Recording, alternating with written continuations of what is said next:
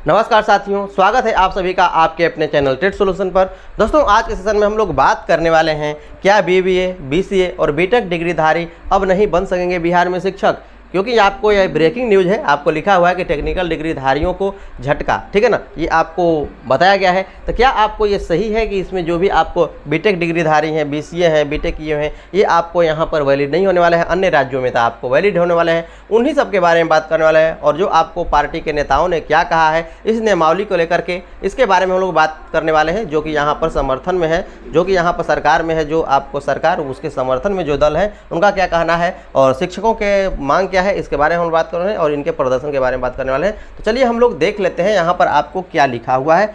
यहीं से आपको क्लियर हो जाएगा। तो यहाँ पर आप 2.4 के पॉइंट नंबर 2 में, उसके पॉइंट नंबर 2 के पॉइंट नंबर 4 में आप यहाँ पर देख सकते हैं कि क्या लिखा हुआ है। लिखा हुआ है कि समकक्ष तकनीकी शिक्षा की डिग्री तथा, ध्यान दीजिएगा यहाँ पर, जो भी आपको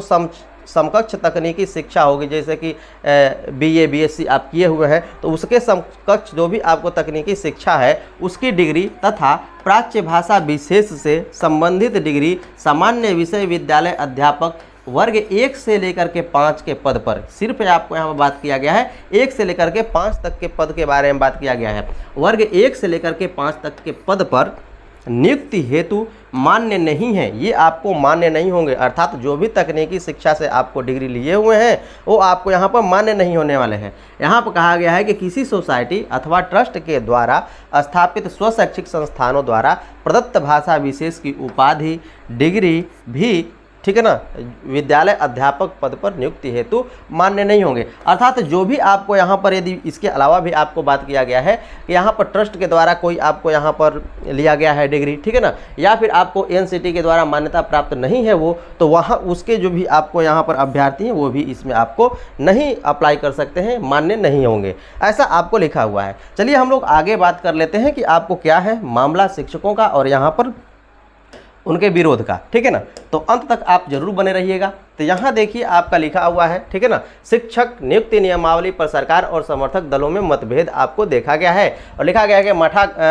महागठबंधन की 5 पार्टियां नई शिक्षक नियुक्ति नियमावली के विरोध में सदन में इनके 39 विधायक हैं। जो भी आपको यहाँ पर समर्थक दल हैं, जो सरकार में है, ठीक है ना, उनके जो समर्थक दल है, ये टोटल इनकी संख्या है 39 विधायक के साथ है, आपको उनके समर्थन में है और सभी के सभी जितने भी आपको यहाँ पर समर्थक दल है उनके जो भी आपको नेता हैं वो आपको विरोध में है। क्या सबका कहना है उसके बारे में हम लोग बात करने वाले हैं, ठीक है ना। बिना परीक्षा नियोजित शिक्षक मांग रहे राज्यकर्मी का दर्जा, इस मांग के समर्थन में सभी के सभी दल हैं, जितने आपको दल हैं, समर्थक दल हैं, ये आपको जो शिक्षक कह रहे हैं कि बिना यहाँ पर शिक्षकों के लिए जो नए अभ्यर्थी हैं इनके लिए यहाँ पर आपको कुछ भी नहीं कहा गया है, सिर्फ आपको यहाँ पर ये है उनके बारे में आपको कहा गया है। तो क्या किसका कहना है इसके बारे में हम लोग बात कर लेते हैं, ठीक है ना। भाकपा मारे का आपको कहना है धमकी न दें, ठीक है ना, वार्ता करें, वार्ता से इस मुद्दे को सुलझाया जाए, धमकी न दे कि हम आपको निकाल देंगे, ठीक है ना, ऐसा हमें धमकी न दें शिक्षकों को, इनका कहना है। भाकपा का कहना है वार्ता करें, समाधान निकालें, इस विषय का वार्ता से समाधान निकालें, ठीक है ना। भाकपा का भी आपको यहाँ पर कहना है कार्रवाई की बात अनुचित है, कार्रवाई करने के बारे में नहीं बात कीजिए कि कहा गया है कि शिक्षकों पर कार्रवाई होगी, कड़ी से कड़ी कार्रवाई होगी, यदि ये विरोध करेंगे शिक्षक तो आपको कार्रवाई करने के बारे में बात कही गई है। और भी यहाँ पर नई नियमावली सही नहीं है, ठीक है ना। यहाँ पर आपको कांग्रेस के प्रदेश अध्यक्ष डॉक्टर अखिलेश प्रसाद सिंह ने कहा है इसके बारे में, ठीक है ना, नई नियमावली सही नहीं है, अर्थात नियमावली को ही यहाँ पर आपको रद्द करने के बारे में बात कही गई है। जीतन राम मांझी जी का यहाँ पर कहना है कि हमसे कोई बात नहीं हुई, अर्थात जो भी नियमावली है इसमें आपको कोई भी विपक्ष या पक्ष किसी से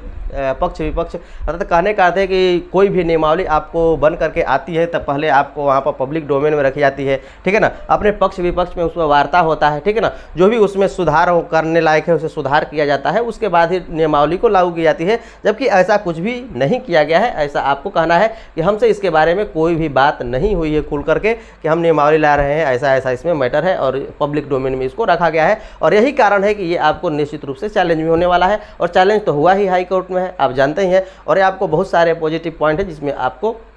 इस नियमावली को रद्द किया जा सकता है हाई कोर्ट के द्वारा, ठीक है ना। और दोस्तों एक नज़र हम लोग इन पर डालें तो यहाँ पर आप देख सकते हैं कि किसकी कितनी सीटें हैं और विधानसभा में और महागठबंधन के पास कितनी सीटें हैं, इसके बारे में आपको यहाँ पर दिया गया है। शिक्षक नियमावली के समर्थन में आपको यहाँ पर राजद है जो कि 79 सीटों के साथ है और जदयू आपको यहाँ पर 45 सीटों के साथ है और निर्दलीय पार्टी ठीक है ना एक है जो कि आपको टोटल मिला करके 125 होते हैं, टोटल यहाँ पर है 243। तो इनका तो आपको मजबूत है, यदि ये आपको संगठन एक साथ रहते हैं तो मजबूत है। निश्चित रूप से जो आप चाहें वो आप कर सकते हैं और कर भी रहे हैं, ठीक है ना। यहाँ पर बात किया गया कि शिक्षक नियमावली के विरोध में कौन कौन है, तो कांग्रेस 19 है, माले 12 है, CPI 2 है, CPM आपको 2 है, हम से आपको 4 हैं और टोटल मिलाएं तो आपको 39 होते हैं। और यहाँ महागठबंधन से अलग दल जो कि आपको यहाँ पर भाजपा है 78 है और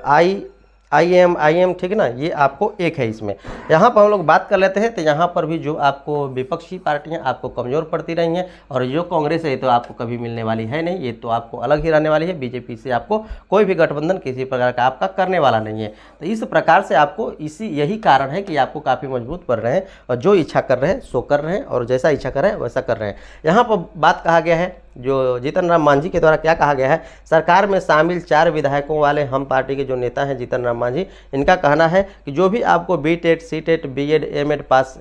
शिक्षकों की है इनको आपको बहाली कर लेनी चाहिए, इसमें आपको अड़ंगा नहीं लगाना चाहिए, अर्थात बिना जो आपको एग्ज़ाम के आप बहाली इनको ले लेनी चाहिए जो भी आपको एग्ज़ाम पास है।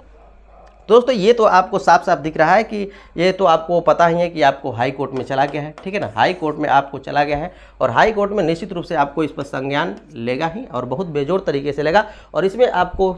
इसको खारिज तो करने के बारे में बात ही ना सोचिए कि आपको खारिज होने वाला है। ये आपको खारिज नहीं होगा क्योंकि आपको बहुत सारे पुख्ता मुद्दे हैं जो कि खारिज इसे होने ही नहीं देंगे। अर्थात सीधा सीधा मान लीजिए कि आपको यहाँ पर ही जो नियमावली है आपको कैंसिल ही होने वाली है, इसमें आपको कोई शक वाली बात नहीं होनी चाहिए। निश्चित रूप से आपको पूरी की पूरी नियमावली कैंसिल होने वाली है। तो चलिए दोस्तों मैं आशा करता हूँ कि आज का सेशन आप लोगों को बहुत बेहतर लगा होगा। सारी की सारी न्यूज़ को मैंने आपको